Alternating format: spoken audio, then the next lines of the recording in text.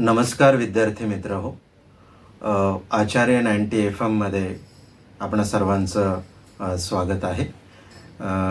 आज आपण 12वीच्या मराठी विषयाबद्दल बोलणार आहोत. अर्थातच गेल्या 8 दिवसापासून तुम्ही दररोज वेगवेगळ्या विषयांवर जे काही मार्गदर्शन वेगवेगळ्या प्राध्यापकांचं ऐकत आहात, त्यामध्ये मराठी विषयाची आज भर पडत आहे. अर्थातच प्रत्येक विषयाचं जे काही मार्गदर्शन आहे त्या मार्गदर्शनाचा उपयोग तुम्हाला 12वीच्या बोर्डाच्या परीक्षेसाठी होणार आहे. आणि आज आपण मराठी विषयाकडे वळत आहोत. साधारण 10 फेब्रुवारीला 12वीची बोर्डाची परीक्षा सुरू होते. 10 तारखेला इंग्रजी विषयाचा पेपर आहे, 11 तारखेला हिंदी विषयाचा पेपर आहे आणि 12 तारखेला आपला मराठी विषयाचा पेपर आहे. म्हणजे साधारण विचार करायचा झाला तर मंगळवारी तुमची जी काही बोर्डाची परीक्षा आहे ती सुरू होते, येणाऱ्या मंगळवारी. आणि मंगळवारपर्यंत आजपासून आपण म्हणूया की 8 दिवस बाकी आहे. आणि मग 8 दिवसांपैकी सर्वच्या सर्व 8 दिवस आपल्याला मराठी विषयासाठी देता येणार नाही. त्या 8 दिवसांमध्ये कोणत्या दिवशी तुम्ही कोणत्या विषयाचा अभ्यास करणार आहात याबाबत तुमचं नियोजन अगोदरच ठरलेलं असेल. पण या मार्गदर्शन लेक्चरचा किंवा परीक्षेच्या अगोदर एखाद्या विषयाची तयारी कशी करावी त्याबाबत विचार करायचा झालास तर आपल्याला या शेवटच्या क्षणी काय करता येईल. निदान मराठी विषयाचा किंवा इतर कोणत्याही विषयाचा जो काही पेपर तुम्ही सोडवणार आहात त्यामध्ये आपल्याला काय करता येईल त्यावर आपल्याला विचार करायचा आहे. आपण सुरुवातीला मराठी विषयाचा जो काही पेपर पॅटर्न आहे त्याकडे वळणार आहोत. पण त्या पेपर पॅटर्नकडे वळण्या अगोदर आपण एक थोडीशी उजळणी करूया की वर्षाच्या सुरुवातीला सर्वच प्राध्यापक किंवा शिक्षक वर्ग आपल्या विद्यार्थ्यांना वर्षभर प्रत्येक विषयाचा अभ्यास कसा करावा याबाबत काही सूचना देतात. मग किती प्रमाणात लेखन झालं पाहिजे, किती प्रमाणात वाचन झालं पाहिजे, किती प्रमाणात उजळणी झाली पाहिजे, या सगळ्या गोष्टींचं जे काही माहिती आहे ती सुरुवातीलाच तुम्हाला असते. आणि अर्थातच जूनला जेव्हा 12वीचे लेक्चर्स तासिका सुरू होतात तेव्हा आम्ही सर्वच तुम्हाला सांगत असतो की निदान वर्षभरामध्ये 5+2 म्हणजे 7 वेळेस आपल्याला पाठ्यपुस्तक वाचलं पाहिजे. 7 वेळेस पाठ्यपुस्तक वाचत असताना आम्ही मराठी विषयाबद्दल असं सांगतो की मराठी विषयाचं वाचन हे आपल्या घरी नेहमी असं प्रकट अर्थातच मोठ्याने वाचन करायचं. आणि मोठ्याने वाचन करण्याचे फायदे तुम्हाला शिक्षक जूनमध्येच सांगत असतात. जे मोठ्याने वाचल्यामुळे आपली वाणी शुद्ध होते, मोठ्याने वाचल्यामुळे आपला आत्मविश्वास वाढतो, मोठ्याने वाचल्यामुळे आपल्या चुका कुठे होत आहेत बोलत असताना तेही आपल्याला कळतं. आणि एकंदरीत आपली जी काही समज आहे ती समज वृद्धिंगत होते किंवा वाढते. आणि वर्षभरामध्ये जर 7 वेळेस आपण पाठ्यपुस्तक वाचलेलं असेल तर एकंदरीत बऱ्यापैकी कविता आपल्या पाठ होतात. ती कविता कोणत्या कवीची आहे, कवयित्रीची आहे ते आपल्याला लक्षात राहतं. कोणत्या कविता संग्रहामधून घेतली आहे तेही आपल्या लक्षात राहतं. आणि त्याबरोबरच तो जो काही गद्यपाठ आहे तो कोणत्या पुस्तकातून घेतला आहे तेही आपल्याला लक्षात राहतं. कोणत्या लेखकाचा आहे किंवा कोणत्या लेखिकेचा आहे तेही आपल्याला लक्षात राहतं. आणि अर्थातच पेपर सोडवण्यामध्ये या गोष्टींची फार महत्त्वाची भूमिका असते. म्हणजे तो धडा कोणी लिहिला आहे किंवा ती कविता कुणाची आहे, कोणत्या पुस्तकातून तो उतारा घेतला आहे किंवा ती कविता घेतली आहे. ह्या सगळ्या गोष्टी पेपर सोडवताना आपल्याला फार मदत करत असतात किंवा त्या गोष्टी आवश्यकच असतात असं आपण म्हणायला हवं. अर्थातच म्हणजे वर्षभरामध्ये निदान आपण मराठीचं जे काही पुस्तक आहे ते 7 वेळेस वाचलेलं असेल तर बऱ्यापैकी संपूर्ण पाठ्यपुस्तकाची आपल्याला ओळख होते. आणि 7 वेळेस पुस्तक वर्षभरात वाचून झाल्यानंतर आम्ही तुम्हाला सांगत असतो की दिवाळीनंतर शक्यतो आपण कृतीपत्रिका सोडवायला हव्यात. म्हणजे कृतीपत्रिका आत्ता म्हटलं जातं, त्या अगोदर प्रश्नपत्रिका असं म्हटलं जायचं. तर साधारण दिवाळीनंतर म्हणजे ऑक्टोबर-नोव्हेंबर नंतर आपण हळूहळू कृतीपत्रिका सोडवतो. आणि पूर्वपरीक्षेपर्यंत निदान कमीत कमी 2 कृतीपत्रिका प्रत्येक विषयाच्या आपण सोडवल्या पाहिजेत. आणि त्या सोडवत असताना आपण बघून सोडवल्या तरी हरकत नाही आणि न बघता सोडवल्या तरी हरकत नाही. त्या गोष्टींचा देखील आपल्याला उपयोग होतच असतो. म्हणजे ह्या गोष्टी आत्ता पुन्हा एकदा तुम्हाला सांगण्याचा उद्देश एवढाच आहे की ह्या गोष्टी वर्षभरामध्ये तुम्ही केल्या आहेत असं आम्ही गृहीत धरत असतो. कारण अगोदरच तुम्हाला सांगितलेलं असतं आणि त्यानुसार तुम्ही जर खरोखर आपल्याला बोर्डामध्ये चांगले गुण मिळवायचे असं तुम्ही मनाशी ठरवलं तर नक्कीच ह्या गोष्टी विद्यार्थी करत असतात.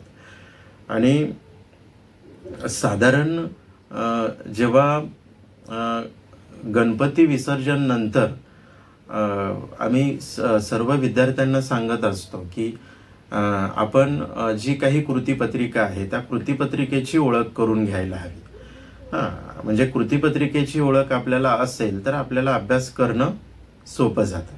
अर्थातच कोणत्याही बोर्ड परीक्षेचा अभ्यास किंवा कोणत्याही मोठ्या परीक्षेचा अभ्यास करत असताना जी कृतीपत्रिका असते किंवा जी प्रश्नपत्रिका असते त्यांचं स्वरूप आपल्याला माहीत असणं गरजेचं असतं.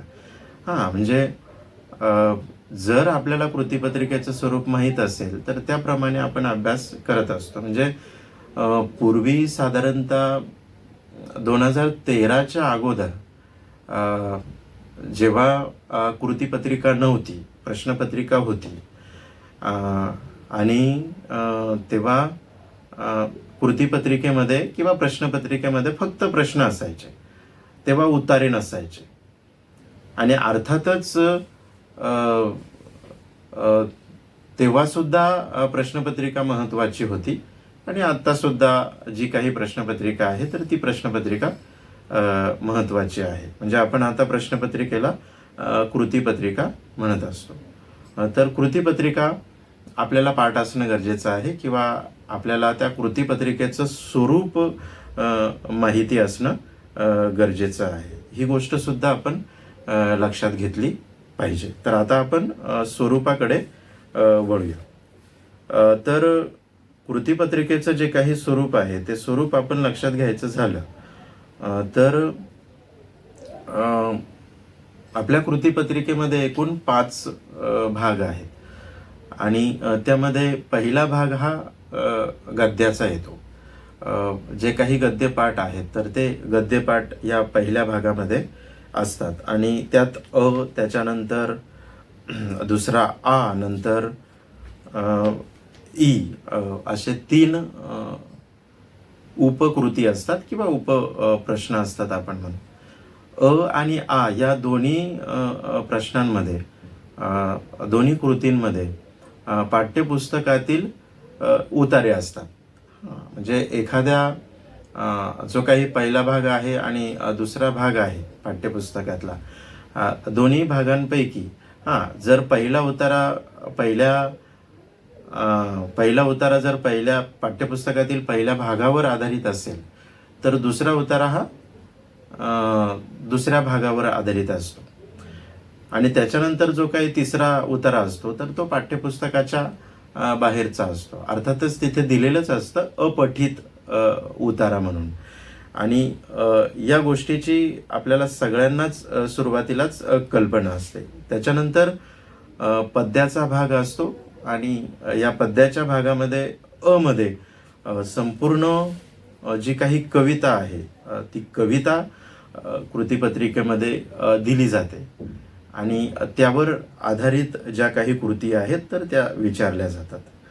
त्याच्यानंतर मध्ये सुद्धा दुसऱ्या स्वतंत्र कवितेवर एक कृती असते आणि मध्ये सुद्धा स्वतंत्र कवितेवर कृती असते. मध्ये पर्यायी 2 कृती असतात. पर्यायी 2 स्वतंत्र कवितांवर कृती असतात. एकंदरीत कवितेमध्ये सुद्धा तुम्हाला पाठ्यपुस्तकातील ज्या काही 6 कविता आहेत, 6 पैकी निदान ज्या काही 4 कविता आहेत तर त्या 4 कवितांवर तुम्हाला कृती विचारल्या जातात. म्हणजे आपल्याला संपूर्ण पाठ्यपुस्तक वाचणं गरजेचंच आहे आणि संपूर्ण पुस्तक करणं गरजेचंच आहे. कारण आपल्याला ऑप्शनला टाकता येत नाही. 6 पैकी 4 कविता येतात. म्हणजे कुठली कविता येणार आपल्याला माहीत नसतं आणि म्हणून सर्वच्या सर्व कविता करणं गरजेचंच असतं. त्याच्यानंतर विभाग 3 कथेचा भाग आहे. जसं तुम्ही 11वीमध्ये नाटकाचा अभ्यास केला आणि 12वीमध्ये कथा अभ्यासली तर या कथेच्या भागामध्ये सुरुवातीला मध्ये उतारा दिलेला असतो आणि त्या उतारा वाचून आपल्याला ज्या काही कृती असतात तर त्या कृती सोडवायच्या असतात. त्यानंतर मध्ये ज्या काही कथा तुम्हाला आहेत तर त्या कथांमधील प्रश्न विचारले जातात आणि अर्थातच ते प्रश्न त्या कथेतील पात्रांशी निगडीत, कथानकाशी निगडीत असतात किंवा एकंदरीत जो काही आशय असतो त्या कथेचा तर त्यावर आधारित तिथे प्रश्न असतात. आणि अर्थातच जर आपण 7 वेळेस ती कथा वाचलेली असेल तर पात्रांबद्दल किंवा कथानकाबद्दल किंवा आशयाबद्दल लिहायला आपल्याला कुठलीही अडचण येत नाही. त्याच्यानंतर चौथा जो भाग आहे तो उपयोजित मराठीचा अतिशय महत्त्वाचा भाग आहे. 14 गुण या भागासाठी आहेत आणि या उपयोजित मराठीमध्ये आपल्याला उतारा नसतो.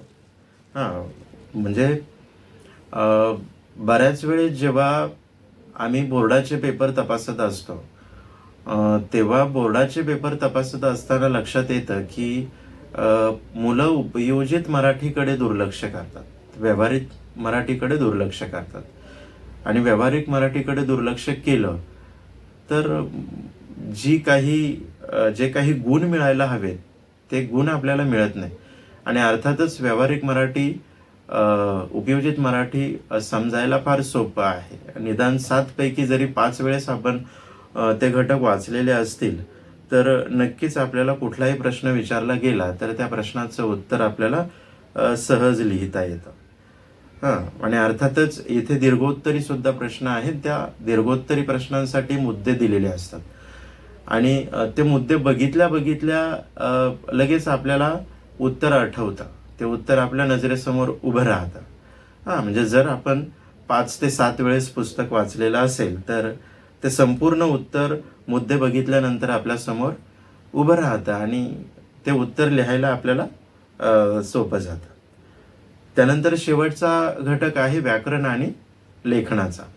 व्याकरणामध्ये जे काही घटक आपण अभ्यासले ते आपण समास बघितला, प्रयोग बघितले किंवा अलंकार आपण पाहिले. या सगळ्या घटकांमधील फक्त जे काही संपूर्ण व्याकरण आहे ते 10 गुणांसाठी आहे आणि निबंध लेखन 10 गुणांसाठी आहे.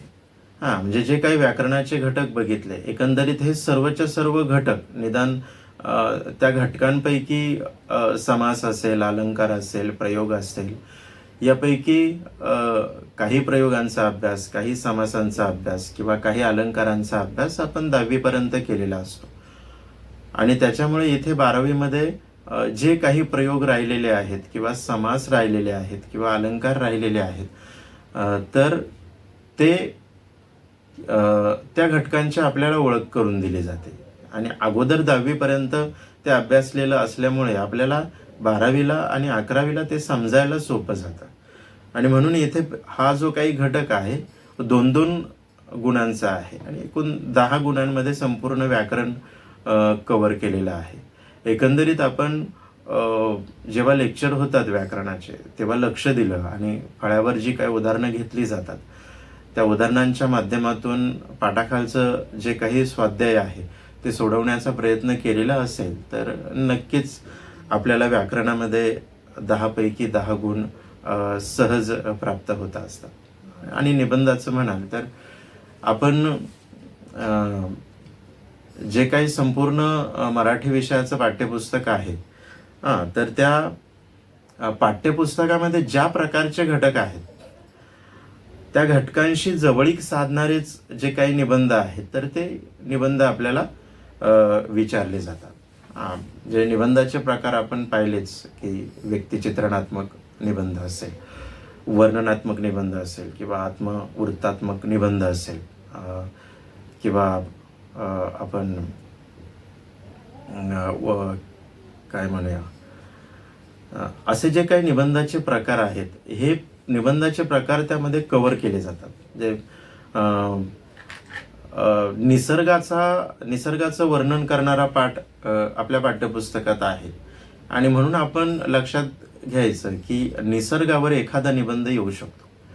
आणि मग निसर्गावर आपण निबंधाची तयारी करायची का, तर त्याबाबत वर्षाच्या सुरुवातीला तुम्हाला सांगितलेलं असतं आणि त्याप्रमाणे आपण सर्वच तयारी करतो.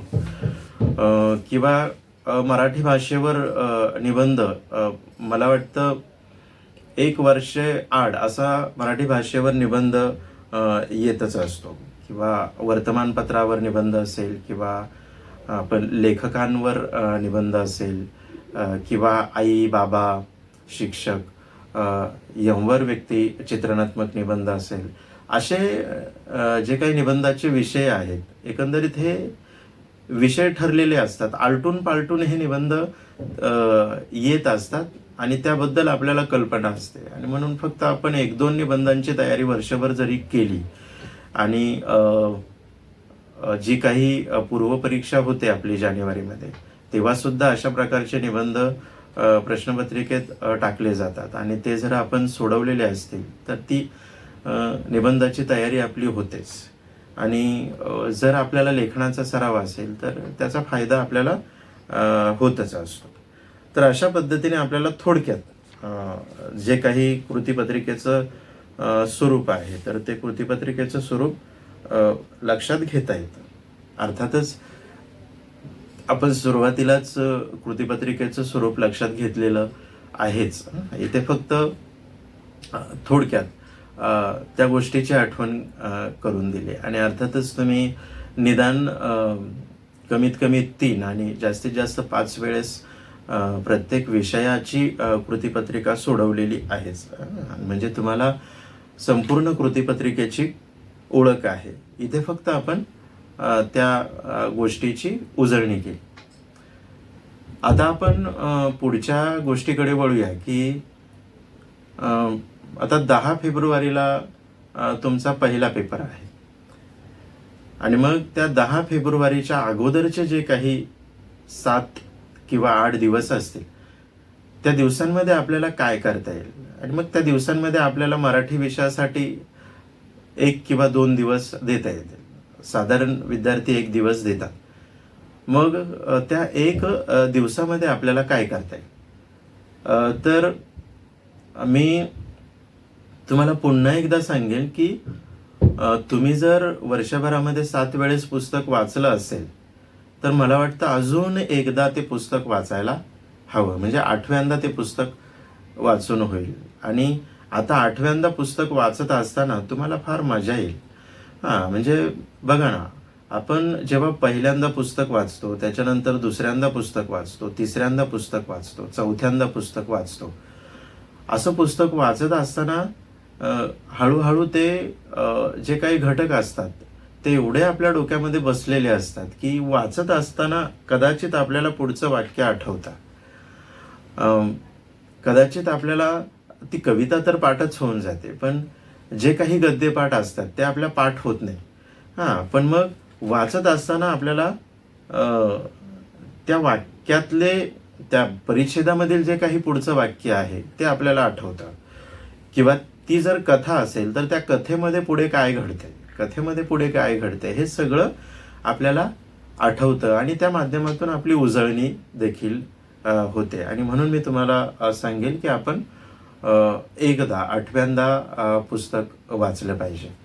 आणि अगदी शेवटच्या क्षणी आता 7 ते 8 दिवस आहे, म्हणजे तुम्ही प्रत्येक दिवसाला फक्त एक विषय घेणार आहात आणि त्या एका विषयाची तयारी करणार आहात. तर त्या एका विषयाची तयारी करत असताना भाषा विषयासाठी पाठ्यपुस्तक वाचणं गरजेचंच आहे. आणि जर आपल्याकडे वेळ असेल तर आपण आपल्याकडे जे काही असेल, रिलायबल असेल किंवा नवनीतचं गाईड असेल, तर हे सुद्धा आपल्याला जर वाचायला जमलं तर नक्कीच त्याचा आपल्याला फायदा होतो. वर्षभरामध्ये आपण अनेक कृतीपत्रिका जमवतो, म्हणजे निदान 5 ते 7 कृतीपत्रिका किंवा प्रश्नपत्रिका आपण प्रत्येक विषयाच्या जमा करतो. आणि त्या कृतीपत्रिकेमध्ये कोणत्या प्रकारचे प्रश्न किंवा कोणत्या प्रकारच्या कृती विचारल्या गेल्या आहेत त्याचाही आपण अभ्यास करतो. म्हणजे शेवटच्या क्षणी अगदी आत्ता आपल्या लक्षात आलेलं असतं की कोणत्या प्रकारचे उतारे येऊ शकतात, कोणत्या धड्यावर उतारे येऊ शकतात किंवा कोणती संपूर्ण कविता आपल्याला येऊ शकते, याबाबतची जी काही कल्पना आहे ती कल्पना सुद्धा या दरम्यान आपल्याला आलेली असते.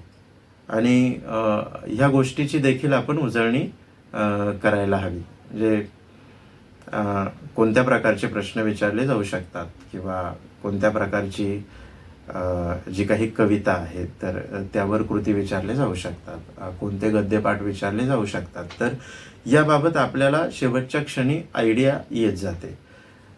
आणि म्हणून ती गोष्ट सुद्धा आपण पुन्हा एकदा अधोरेखित करायला हवी. आणि पुन्हा एकदा रिलायबल एकदा डोळ्याखालून घालणं किंवा नवनीतचं गाईड पुन्हा एकदा डोळ्याखालून घालणं. त्यामध्ये कोणत्या प्रकारचे जे काही प्रश्न आहेत दीर्घोत्तरी की ज्या प्रश्नांची उत्तरं आपल्याला कठीण जाऊ शकतात लिहिणं, तर त्याची एकदा उजळणी करणं गरजेचं आहे. किंवा स्वमत अभिव्यक्तीवर जे काही प्रश्न असतात त्या प्रश्नांमध्ये नक्की काय अपेक्षित असतं. कधी आपल्या त्या उतार्याशी निगडीत आपल्याला आपली स्वतंत्र अभिव्यक्ती असते. एखादं जे काही व्यक्तिचित्र आहे तर ते आपल्याला लिहायला सांगितलं जातं.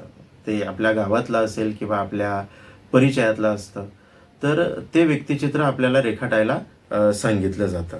आणि अर्थातच हे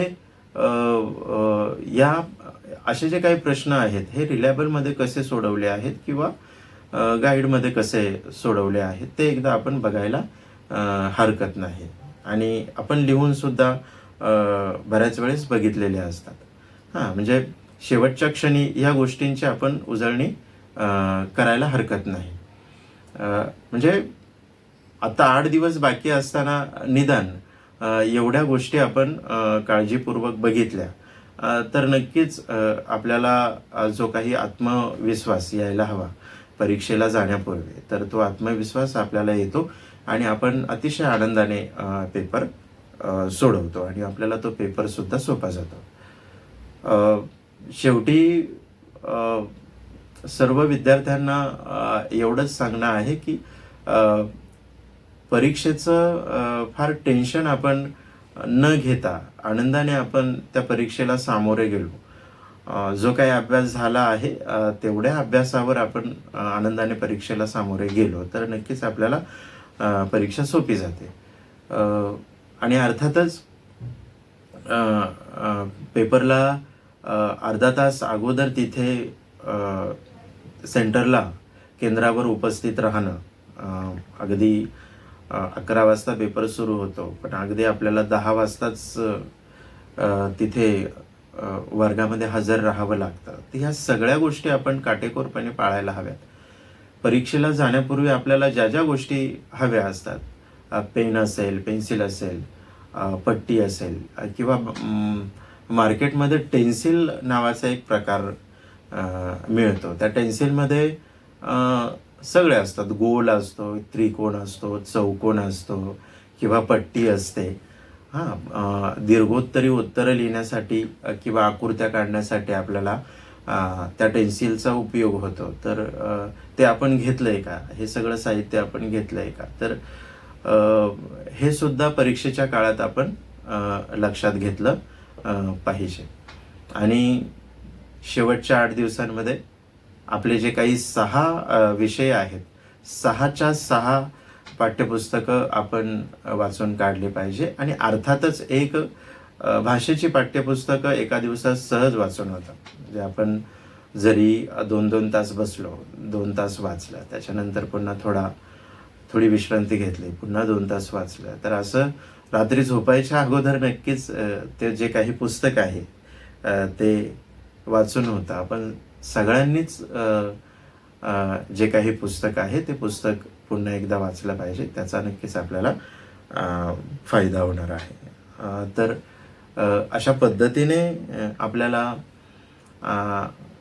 12वीच्या बोर्ड परीक्षेला सामोरे जाण्यापूर्वी जे काही आत्ता 8 दिवस बाकी आहेत, तर त्या 8 दिवसांमध्ये आपल्याला काय करता येईल, तर त्याबद्दल अशी चर्चा आपल्याला करता येऊ शकते आणि त्यानुसार आपण पुढे जायला हवं. नक्कीच जे काही यश किंवा जो काही सकारात्मक बदल आहे तो आपल्याला दिसेल आणि तो रिझल्ट किंवा तो निकाल आपल्याला जेव्हा मे एंडिंगला किंवा जूनच्या सुरुवातीला रिझल्ट लागेल तेव्हा सुद्धा तो आनंददायी असेल असं मला वाटतं. तुम्हा सर्वांना पुन्हा एकदा 12वीच्या लेखी परीक्षेसाठी मी शुभेच्छा देतो. आणि अर्थातच मला वाटतं मी सुरुवातीला माझं नाव सांगितलं नाही, तर माझं नाव रामदास गिळंदे आणि आपल्या महाविद्यालयामध्ये मराठी विषय मी शिकवतो, आपणा सर्वांना माहीतच आहे. तर अशा प्रकारे आपल्याला परीक्षेपूर्वी जे काही 10 दिवस आहेत तर त्या 10 दिवसांचा उपयोग करता येईल. तर सर्वांना शुभेच्छा आणि सर्वांना धन्यवाद. त्याबरोबरच आचार्य 90 FMच्या RJ तेजस्विनी मॅडम त्यांनी इथे मला आमंत्रित केलं आणि माझं स्वागत केलं, त्याबद्दल देखील मी त्यांचे आभार मानतो. पुन्हा एकदा सर्वांचे धन्यवाद.